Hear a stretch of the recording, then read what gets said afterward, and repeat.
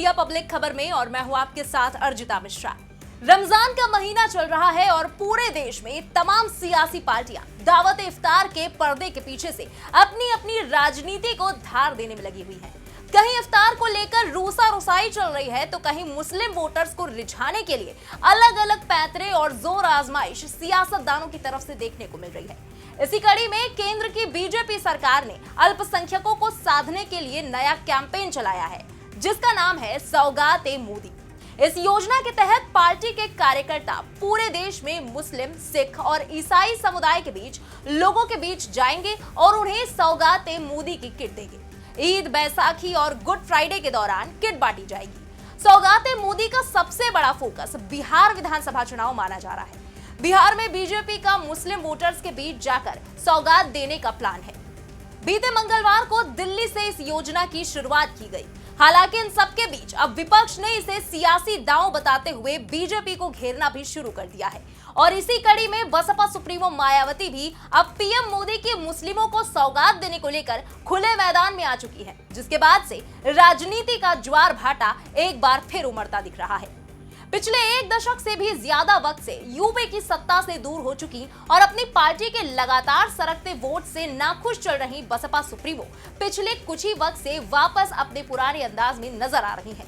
बीते कई चुनावों से बसपा सुप्रीमो मायावती की पार्टी के हाथी की चाल जिस तेजी से सुस्त हुई है, उससे बीएसपी के नेशनल पार्टी के दर्जे पर भी लगातार खतरे के बादल मंडराते रहते हैं। हालांकि पिछले साल के लोकसभा चुनाव में पार्टी के बेहद खराब परफॉर्मेंस के बाद से बसपा सुप्रीमो मायावती ने अपने पार्टी को बूस्टर देने के लिए बड़े अहम और कड़े फैसले भी लिए और हरियाणा में हारने के बाद गठबंधन तोड़ने के साथ साथ महाराष्ट्र और झारखंड तक अकेले दम पर चुनाव भी लड़े और साथ ही साथ अपने भतीजे आकाश आनंद को पार्टी तक से निकाल दिया।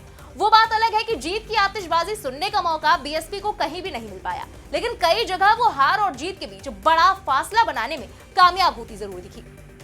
अब बसपा सुप्रीमो का अगला बड़ा टारगेट एक तो इसी साल के आखिर तक होने जा रहे बिहार विधानसभा चुनाव है और दूसरा सबसे बड़ा लक्ष्य है 2027 में होने जा रहा यूपी विधानसभा चुनाव। लेकिन इन सबके बीच बसपा सुप्रीमो ने एक ऐसा ब्रह्मास्त्र खोज निकाला है जिससे उनको वापस 2027 में एक बड़ी बढ़त की आस जाग गई है और ये ब्रह्मास्त्र मायावती को जाने अनजाने ही सही लेकिन खुद भारतीय जनता पार्टी ने दे दिया है। तो चलिए देखते हैं कि आखिर क्या है पूरा मामला। असल में बीजेपी ने अल्पसंख्यकों से जुड़ने के मकसद से बीते दिन एक राष्ट्रव्यापी कार्यक्रम शुरू किया जिसकी शुरुआत महिलाओं के लिए खाद्य सामग्री और कपड़ों वाली किट बांटने से हुई। वहीं अल्पसंख्यक समुदाय के लोगों के लिए भारतीय जनता पार्टी के सौगात-ए-मोदी कार्यक्रम की घोषणा के ठीक एक दिन बाद बसपा सुप्रीमो मायावती ने इसे विशुद्ध रूप से राजनीतिक कार्यक्रम करार दे दिया। सोशल मीडिया प्लेटफॉर्म एक्स पर लिखते हुए मायावती ने कहा कि बीजेपी द्वारा Eid, Baisakhi, good Friday, Easter पर 32 लाख गरीब अल्पसंख्यक परिवारों तक सौगात-ए-मोदी के रूप में पीएम का प्रेम संदेश और भेंट पहुंचाने की घोषणा ये केवल इनका राजनीतिक स्वार्थ है।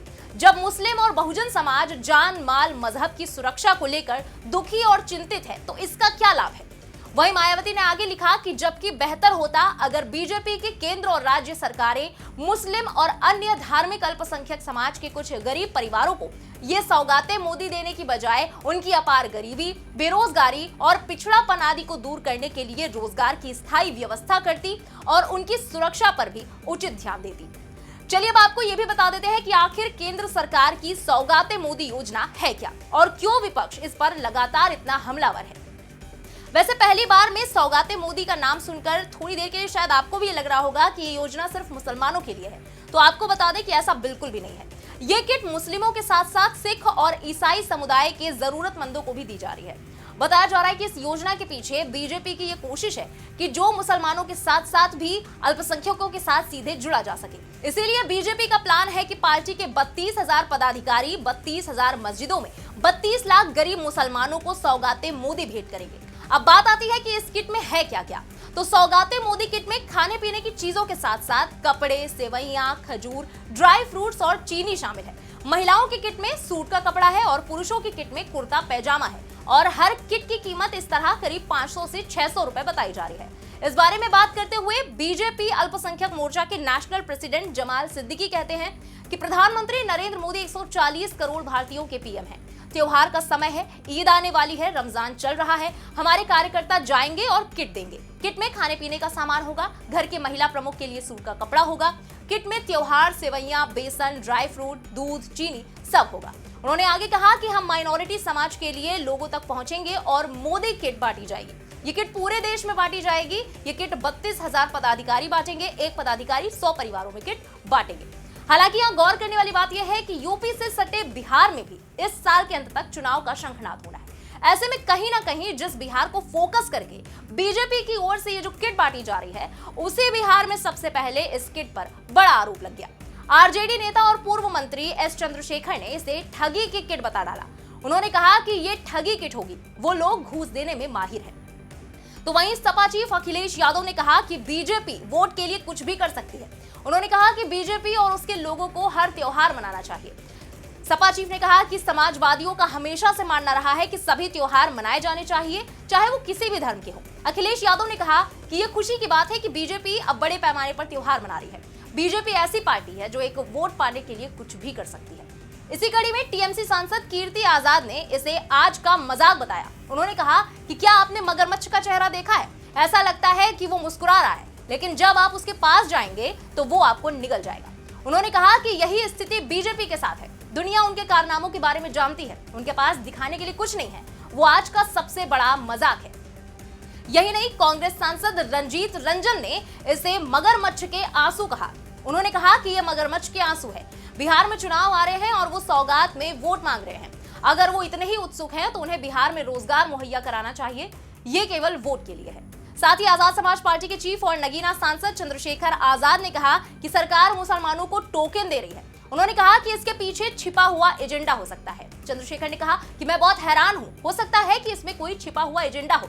वो मुसलमानों को लूटने के लिए वक्फ संशोधन विधेयक लेकर आए और अब वो सौगातें मोदी ला रहे हैं। आप उनसे सब कुछ छीन रहे हैं और उन्हें एक टोकन दे रहे हैं। मेरा मानना है कि ये सौगातें मोदी नहीं बल्कि बर्बादे मुसलमान है। हालांकि अब दूसरी तरफ बात करें वापस बसपा सुप्रीमो मायावती की, कि आखिर बसपा सुप्रीमो मायावती क्यों इस किट का विरोध कर रही हैं? तो इसके पीछे भी एक बड़ी वजह सामने आती है। असल में यूपी में बीएसपी की स्थिति काफी ज्यादा हालत खराब हो चुकी है। 2022 के चुनाव में बीएसपी एक सीट जीतने के साथ 13% वोट पर सिमट गई। 2024 के लोकसभा चुनाव में बीएसपी 0 पर ही सिमट के रह गई और 9.39% वोट ही मिल पाए। पहले गैर जाटो दलित यूपी में बीएसपी से खिसक कर बीजेपी में शिफ्ट हो गए थे। 2022 और 2024 में जाटो वोट में भी सेंधमारी हो गई। तो ऐसे में बीएसपी के सिमटते सियासी जनाधार को दोबारा से जीवंत करने के लिए और मजबूत करने के लिए मायावती ने अपने गुरु कांशीराम के तर्ज पर फिर से बहुजन सियासत को मजबूत करने की रणनीति अपनाई है। इसके तहत ही बसपा सुप्रीमो ने दलित और ओबीसी समीकरण बनाने की दिशा में बड़ा कदम बढ़ा दिया है। इसी कवायद को तेज करते हुए बसपा सुप्रीमो ने हाल ही में पार्टी दफ्तर में ओबीसी और दलित नेताओं की एक बड़ी बैठक की। खास बात यह रही कि मायावती ने 13 साल के बाद ओबीसी नेताओं को पार्टी से जोड़ने के मिशन पर काम शुरू किया। उन्होंने कहा कि बाबा साहेब डॉक्टर भीमराव अंबेडकर के संघर्ष के अनुरूप बहुजन समाज में सभी को आपसी भाईचारे के आधार पर संगठित करने का फैसला लिया गया है। इस दौरान गांव-गांव में लोगों को, खासकर कांग्रेस, बीजेपी और सपा के दलित, अन्य पिछड़ा वर्ग विरोधी चाल चरित्र और चेहरे के साथ इनके द्वारा लगातार किए जा रहे छल छलावे के प्रति जागरूक किया जाएगा। इस तरह मायावती ने दलितों के साथ ओबीसी को जोड़कर बहुजन समाज की पॉलिटिक्स करने की रणनीति जो है उनकी मानी जा रही। तो देखा जाए तो बीजेपी की सोशल इंजीनियरिंग और सपा के पीडीएस समीकरण के सामने मायावती की नजर अब अति पिछड़ी जातियों पर है और मुसलमानों पर भी है। ओबीसी के साथ दलित फॉर्मूले को फिर से अमली जामा पहनाने की वो कवायद में है। इसके लिए मायावती ने संगठन में दलितों के साथ ओबीसी समाज को सियासी अहमियत देना शुरू कर दिया है। माना जाता रहा है कि यूपी में जिस भी दल ने ओबीसी जाति को साधने में सफलता हासिल की है, उसी के नाम सूबे की सत्ता रही है। सपा और बीजेपी ने ओबीसी वोटों पर अपना वर्चस्व कायम कर रखा है। ऐसे में मायावती के लिए दोबारा से दलित ओबीसी समीकरण को अमली जामा पहनाना आसान नहीं होगा। हालांकि अब बसपा सुप्रीमो मायावती ने मुस्लिम वोटर्स पर भी पकड़ मजबूत करनी शुरू कर दी है और इस डायरेक्शन में काम तेज कर दिया है, जिसका अंदाजा उनकी हालिया पोस्ट से भी लगाया जा सकता है। बहरहाल सौगाते मोदी किट की बात करें तो इसके वितरण की शुरुआत जो है वो दिल्ली के निजामुद्दीन औलिया क्षेत्र से शुरू हो चुकी है। अब इस कार्यक्रम को बिहार पहुंचना है, जहां चुनाव सिर पर है। अब एक तरफ विपक्ष ने इस वितरण कार्यक्रम पर उंगलियां उठा दी हैं और इसे सीधे राजनीतिक हित को साधने वाला कार्यक्रम बताया है, तो दूसरी तरफ बीजेपी इसे सबका साथ सबका विकास वाले बीजेपी के मूल नारे से जोड़कर देख रही है। हालांकि एक और बड़ा खेमा है जो इसे ऊंट के मुंह में जीरा जैसा करार दे रहा है। उनका मानना है कि क्योंकि देश में संख्या ज्यादा है और सिर्फ 32 लाख लोगों को किट दी जाएगी, तो उसमें कितने लोगों को किट मिल भी पाती है, ये भी देखने वाली बात होगी। लेकिन इन सबके बीच बसपा सुप्रीमो मायावती के इस मुद्दे को लेकर दिए गए रिएक्शन पर आपका क्या कहना है, कमेंट में लिखकर जरूर बताएं। बने रहे इंडिया पब्लिक खबर के साथ। हमारे यूट्यूब चैनल को सब्सक्राइब करें, बेल आइकन दबाना बिल्कुल ना भूलें।